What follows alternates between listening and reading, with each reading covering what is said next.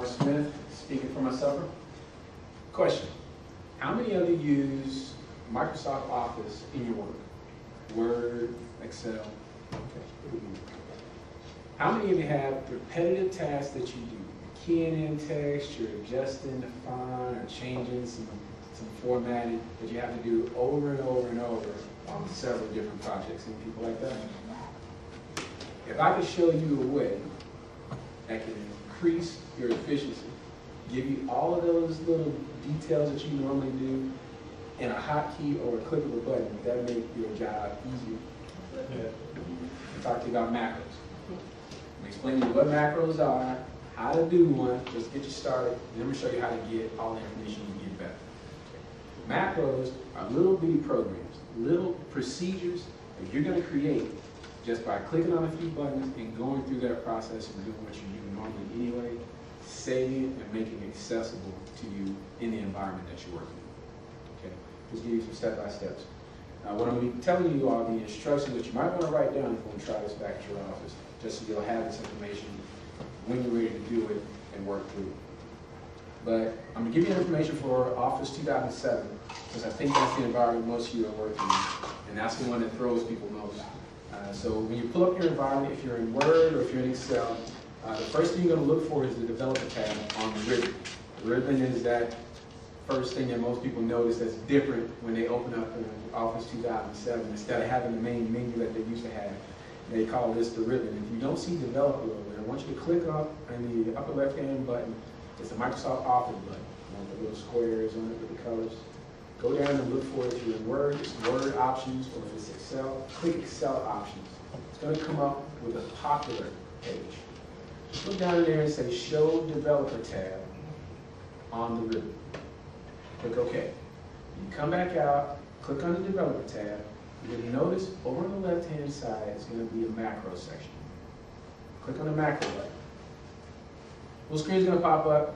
You're going to have the opportunity to give it a name, no spaces. You can't put underscores in there. Just give it a name. This is my macro for summing and formatting totals. And it lets you say Control and pick a letter. One of the letters on your keyboard. And you say Control Q.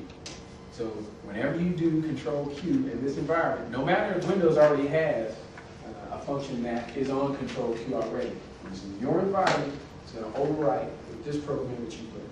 So Control Q, be careful, Control S is save, Control V is undo, Control, so try and pick one that you don't use already. But pick one of the letters and give a little description as to what it does. And record.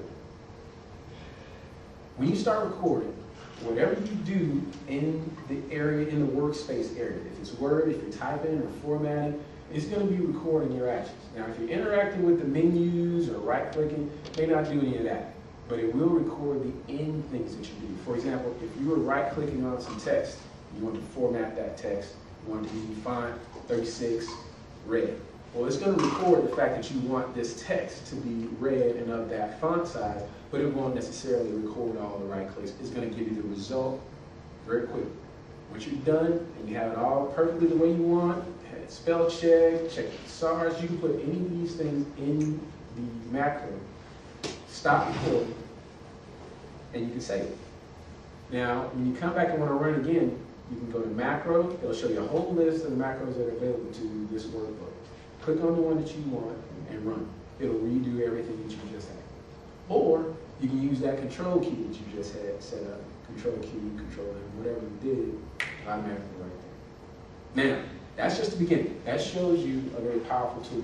Now, how do I know all this stuff? Just because I'm some stud last week. But I'm only a stud because I prepare, I read, I study all the time. And there's a seminar company called Fred Pryor, www.pryor.com. And they have several online resources that you can use to get really good at macros and other things that have to do with Microsoft Excel. So hopefully that gives you a little something that you can use, make your job a little bit easier. I'm Robert Smith. Thanks.